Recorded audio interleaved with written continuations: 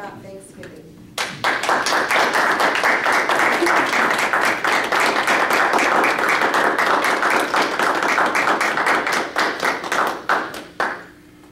And I'm Toastmaster, fellow Toastmasters.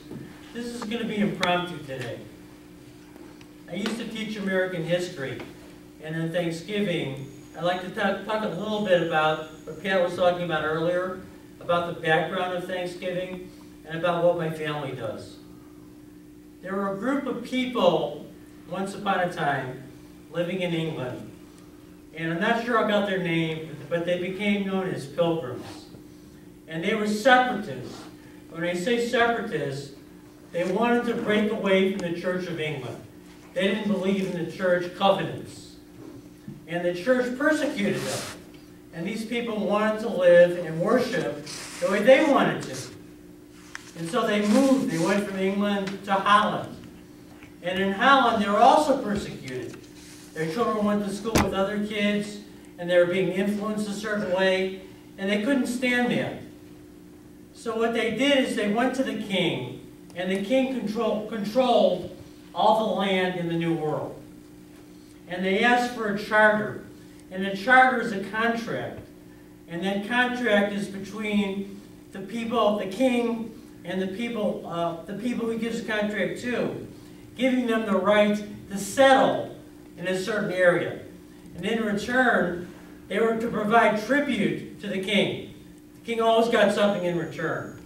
So the pilgrims were able to get this charter, but they didn't have the money to finance the voyage over to the New World.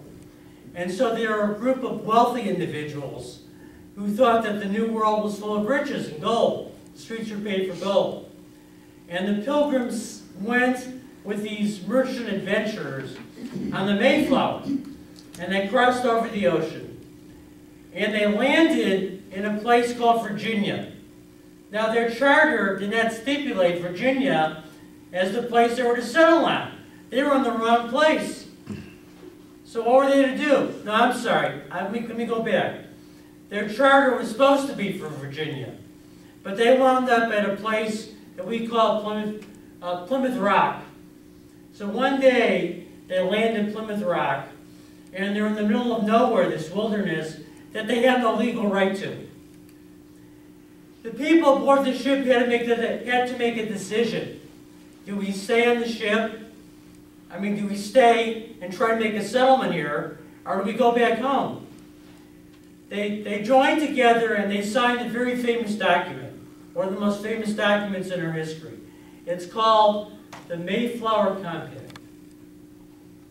And by the Mayflower Compact, they agreed to live by majority rule.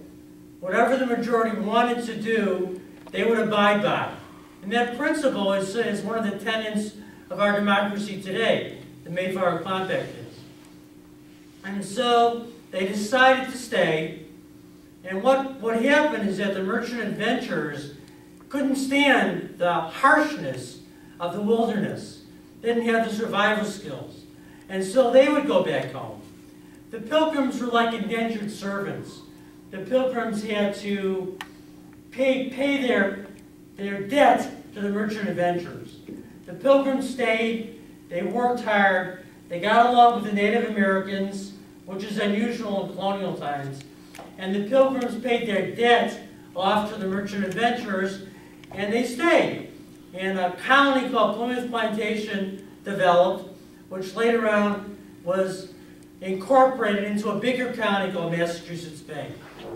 Thanksgiving has always been a very special holiday for my family and I. My wife and I don't have any kids. We don't have any family here. And so, God, I hope we don't have another fire alarm today. And so, what we like to do is invite people over who don't have family. So for the last 25, 30 years, we've invited people over every year. Sometimes the same people. I've had some people come for 20, 30 years now who don't have family here. Everyone brings something, we get together, and when we go around the table, we all talk about what we're grateful for. And I think it's important to be grateful every day for every second that we have, and not just spend one day doing it.